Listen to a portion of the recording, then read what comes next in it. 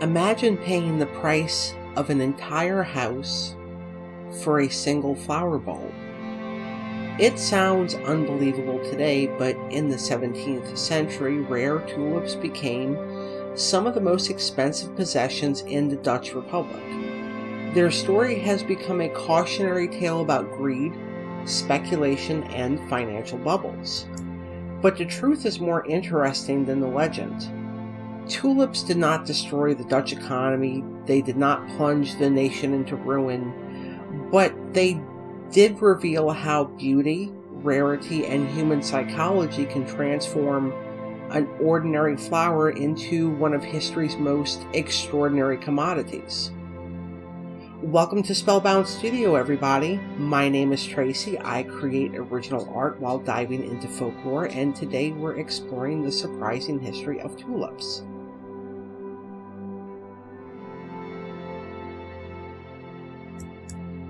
I invite you to become a star in the Spellbound constellation by liking this video, subscribing to the channel, or leaving a comment. I put out at least one new video every week. Today, tulips are synonymous with the Netherlands. Vast fields of colorful blooms stretching across the Dutch countryside, attracting visitors from around the world every spring. But tulips are not native to the Netherlands. Their journey spans continents, empires, and centuries before culminating into one of history's most famous speculative crazes, Tulip Mania. Although many people think of tulips as a Dutch flower, their story actually begins much further east. Wild tulips grew across the mountains and grasslands of Central Asia before eventually finding a home in the gardens of the Ottoman Empire. The flower became especially admired in what is now Turkey, where it symbolized beauty, abundance, and paradise. Ottoman sultans cultivated magnificent gardens filled with tulips, and the bloom became so beloved that historians sometimes refer to the early 18th century as the tulip era of the Ottoman Empire.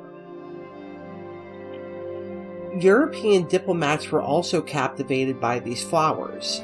One of the most important was Ambassador Boesbecke. He was an ambassador to the court of Sultan Suleiman the Magnificent.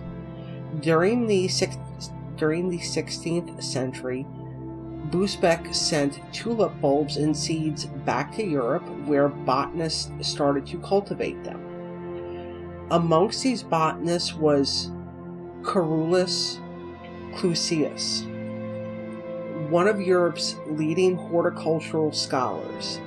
And in 1593, he established a botanical garden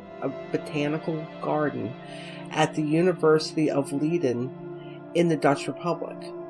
His tulips were beautiful. They had many admirers and eventually thieves.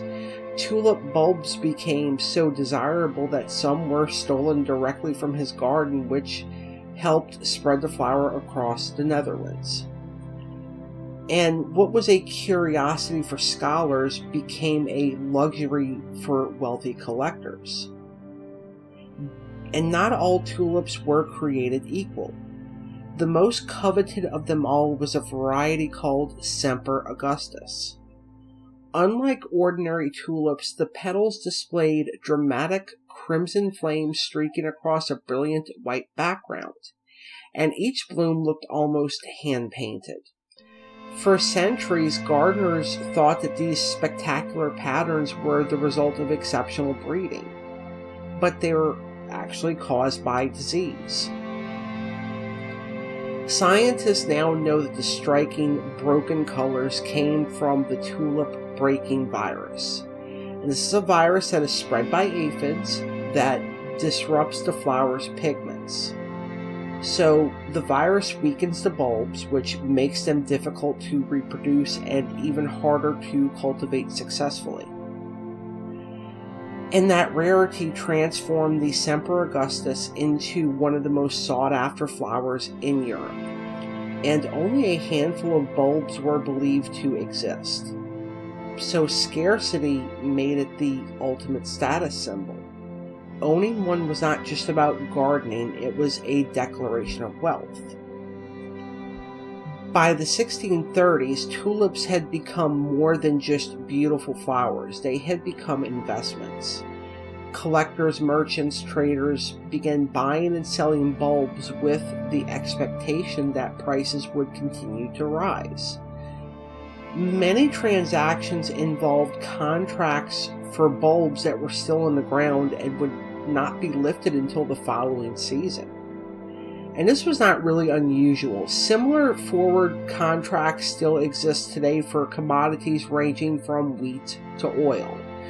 The difference was that tulip prices, especially for the rarest varieties, climbed to astonishing levels. Stories spread of bulbs exchanging hands for sums comparable to the price of comfortable homes or years of a skilled craftsman's wages. Whether every famous transaction actually occurred remains debated, but there is little doubt that rare tulips commanded extraordinary prices. And the Semper Augustus was in the middle of this. The rarity gave it a mythical reputation. Like many collectibles throughout history, the value depended less on the practical usefulness than on what people believed that someone else might pay tomorrow.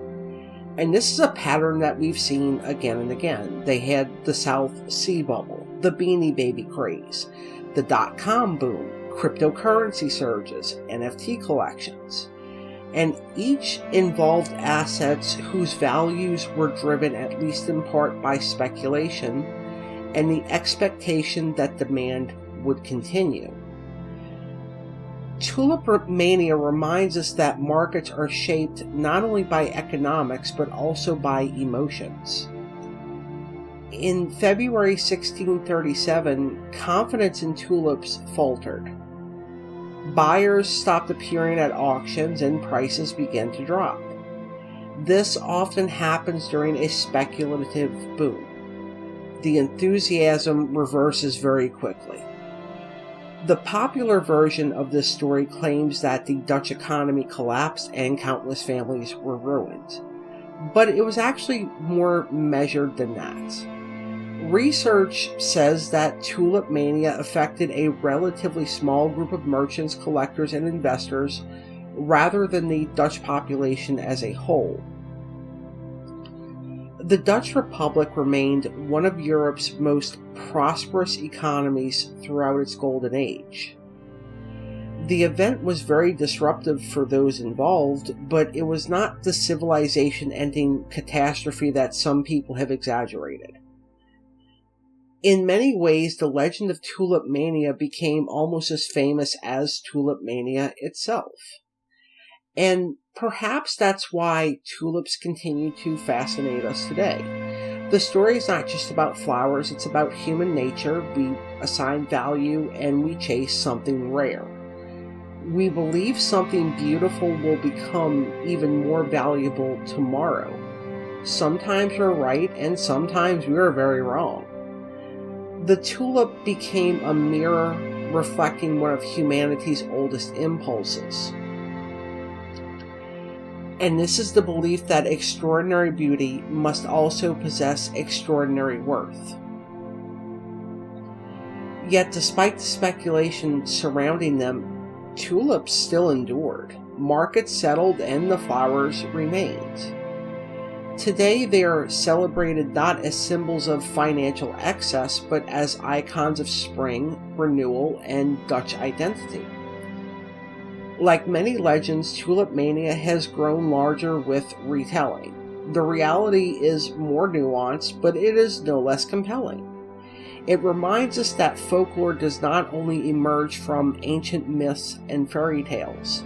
Sometimes it comes from history itself, shaped by generations of storytellers until fact and legend bloom side by side. And perhaps that's the greatest lesson that the tulip has to offer. That beauty can inspire admiration, and it can inspire obsession, and sometimes it can change history. Alright everybody, that is it for me today. Thank you so much for spending time with me.